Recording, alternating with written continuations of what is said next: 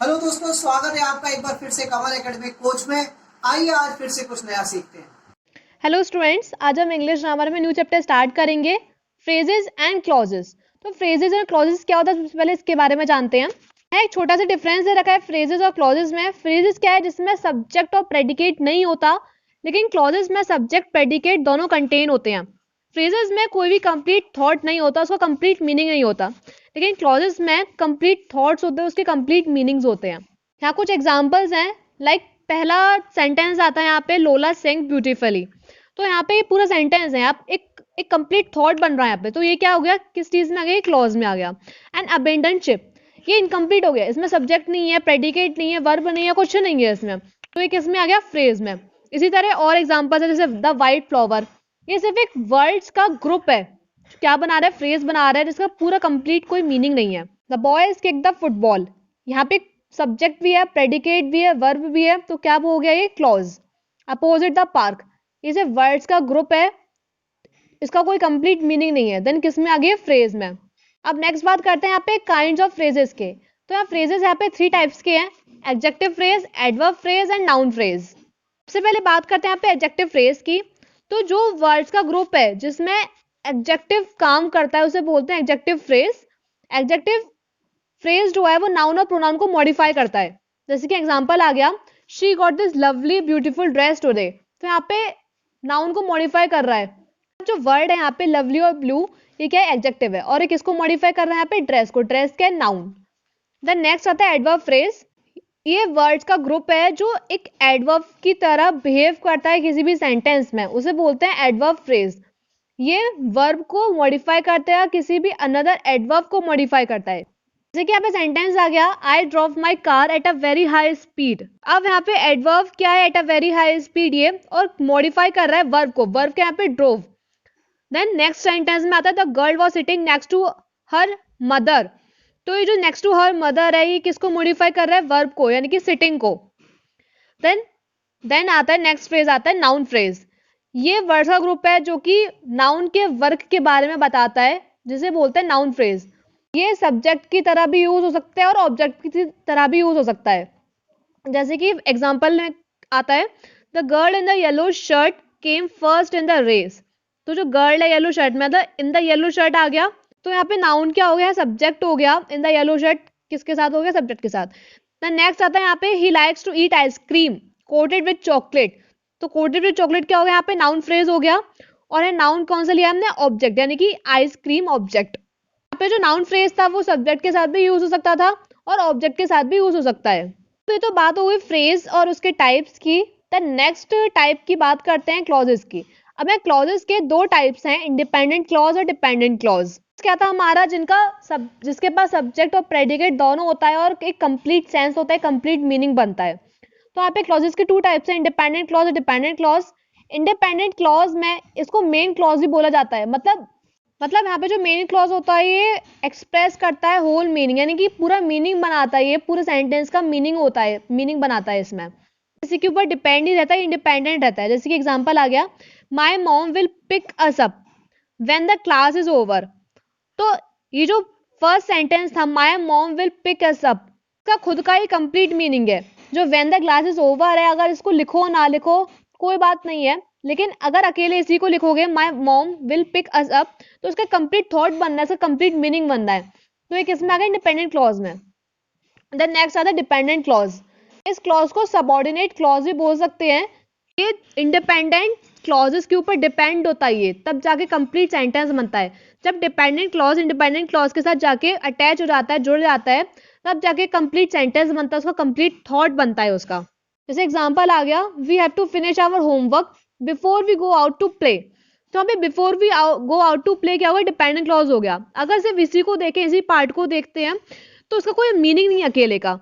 लेकिन जब ये इसके साथ जुड़ गया, we have to finish our homework, इस इंडिपेंडेंट क्लॉज के साथ जुड़ गया, तो उसका पूरा एक कंप्लीट मीनिंग बन गया।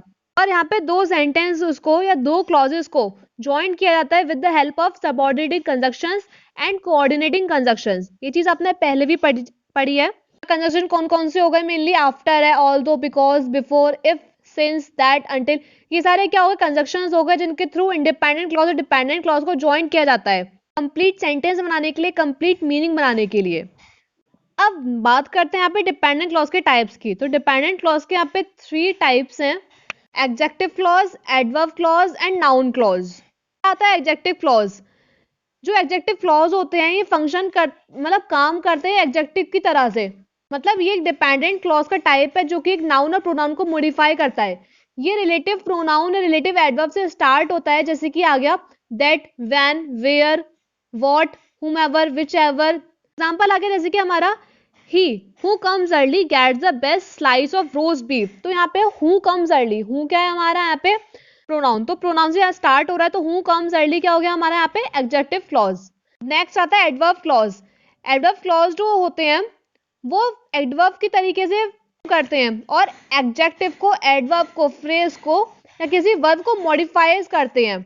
जो एडवर्ब क्लॉज होता है वो शुरू होता है कुछ वर्ड से, जैसे कि after, although, because, before, if, since. यहाँ पे सारे क्या आ गए, मेनली कंजक्शंस आ गए। तो ये सब चीज से चालू होता है एडवर्ब क्लॉज जो होता है। जैसे कि एग्जांपल है यहाँ पे, the audience will be allowed to come inside the auditorium as soon as the clock strikes 7। तो यहाँ एज सून एज क्या हो गया, यहाँ पे एक वर्ड आ गया, एडवर्ब कंजक्शन का वर्ड आ गया जिसको एज सून एज से चालू हो रहा है, और एज द क्लॉज स्ट्राइक 7, ये पूरा क्या हो गया हमारा एडवर्ब क्लॉज हो गया।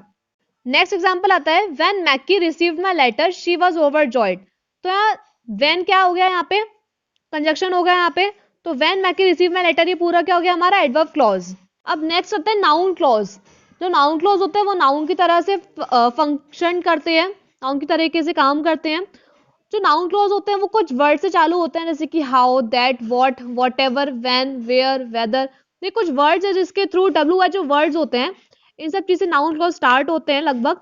अब जैसे एग्जांपल आ गया why she does not speak to anyone should be the concern of her parents. तो यहाँ पे वाई से स्टार्ट हो गया, तो why she does not speak to anyone, ये क्या हो गया हमारा नाउन क्लॉज हो गया। अब नेक्स्ट आता है कंडीशनल्स। कंडीशंस क्या होता है, कंडीशंस मेनली यूज करते हैं किसी भी पॉसिबिलिटी सिचुएशंस में या किसी भी हाइपोथेटिकल सिचुएशंस में। मतलब ये जब यूज करता है जब कुछ चीज होने वाली होती है, जैसे कि क्या हो रहा है, क्या हो सकता है, या क्या विश है क्या होने की, आगे क्या करेंगे। तो ये चीज मतलब पॉसिबिलिटीज आ गए यहाँ पे, तो इस चीज के लिए यहाँ पे यूज होता है कंडीशनल्स। तो कंडीशंस वो क्लॉजेज हैं जो कि इफ से स्टार्ट होते हैं, इफ जो है इफ से स्टार्ट होते हैं और अटैच होते हैं मेन क्लॉज से। यहाँ पे हम इसके टाइप्स की बात करें तो कंडीशनल के यहाँ पे 4 टाइप्स हैं, zero conditional, first conditional, second conditional and third conditional. पहले बात करते हैं हम जीरो कंडीशनल की। तो जीरो कंडीशनल तब यूज होता है जब हम किसी भी फैक्ट्स के बारे में बात करते हैं या कोई भी जनरली या साइंटिफिकली सही होता है। इस जीरो कंडीशनल में जो दोनों क्लॉजेज होते हैं वो सिंपल प्रेजेंट में होते हैं। जैसे एग्जांपल है यहाँ पे, if you stand in the rain you get wet. यहाँ पे क्या आ गया, इफ से चालू हो गया कंडीशनल और उसके बाद क्या होता है क्लॉज से ज्वाइन हो जाता है। तो if you stand in the rain ये सिंपल प्रेजेंट में हो गया, यू गेट वेट ये भी सिंपल प्रेजेंट में हो गया। तो ये सेंटेंस क्या आ गया, एक जीरो कंडीशनल सेंटेंस हो गया ये। देन नेक्स्ट आता है first conditional. First conditional show करता है किसी भी पॉसिबल सिचुएशन को जो कि फ्यूचर में होने वाली होती है। फिर जो कंडीशनल क्लॉज होता है वो सिंपल प्रेजेंट टेंस में होता है और जो मेन क्लॉज होता है वो सिंपल फ्यूचर टेंस में होता है। मतलब विल, शैल यूज होता है, वांट यूज होता है और साथ में वर्ब भी यूज होती है। जैसे कि एग्जांपल आ गया, if it rains we will cancel the trip. तो इफ इट रेन्स ये क्या हो गया हमारा सिंपल प्रेजेंट हो गया, वी विल यहाँ विल आ गया तो ये किस में हो गया, फ्यूचर टेंस में। देन आता है सेकंड कंडीशनल। तो सेकंड कंडीशनल ये बात करती है किसी भी हाइपोथेटिकल के सिचुएशंस के बारे में या अनलाइक सिचुएशंस होने के बारे में और उनके जो प्रोबेबल आउटकम्स होते हैं उनके बारे में। मतलब ये तब यूज होते हैं, मतलब यहाँ पे अनरियल सिचुएशंस है, ये हो भी सकता है और नहीं भी हो सकता है, इसका आउटकम आ भी सकता है या नहीं भी आ सकता। सेकंड कंडीशनल फॉर्म्ड होता है सिंपल पास्ट टेंस को यूज करके, इफ के साथ ज्वाइंट होके, और इसमें वुड और वर्ब ये मेन क्लॉज में होते हैं। एग्जांपल जैसे कि if I won the lottery I would travel a lot. तो ये क्या हो गया, सिंपल पास्ट हो गया हमारा, और जो इसका मेन क्लॉज आया इसमें क्या हो गया, वुड और वर्ब। कंडीशन क्या आ गई, अगर मैं लॉटरी जीतता हूं तो मैं बहुत ट्रैवल करूंगा। कंडीशन आ गई, जीत भी सकते हैं यहाँ पे और नहीं भी जीत सकते हैं यहाँ पे, लेकिन पूरी तरह ये कंडीशन ट्रू नहीं है, अनरियल कंडीशन है ये, अनलाइक सिचुएशन है ये। नेक्स्ट आता है थर्ड कंडीशनल। ये कंडीशन तब यूज होता है जब हमारे पास कोई भी अनरियल पास्ट कंडीशन होते हैं या हम किसी भी ऐसी कुछ भी रिजल्ट सोच लेते हैं, इमेजिनरी रिजल्ट सोच लेते हैं अलग अलग तरीके के, इमेजिनरी सिचुएशन होती है जो कभी होनी नहीं होती है। फॉर्म्ड होता है जब इसमें पास्ट परफेक्ट टेंस होता है क्लॉज के साथ और मेन वर्ब में होता है वुड हैव और पास्ट पार्टिसिपल। जैसे कि if you had studied you would have passed the exam. If you had studied यहाँ क्या आ गया, पास्ट परफेक्ट हो गया और आगे क्या हो गया, you would have pass exam. Would have लग रहा है और पास्ट पार्टिसिपल लग रहा है, यानी कि वर्ब की थर्ड फॉर्म लग रही है यहाँ पे। इसमें आ गया थर्ड कंडीशनल सेंटेंस में। तो आज के इस वीडियो में इतना ही। आप चैप्टर को अच्छे से रीड कीजिए और ज़्यादा समझ में आएगा और इसके एक्सरसाइज भी सॉल्व कीजिए। Okay, thank you and have a nice day.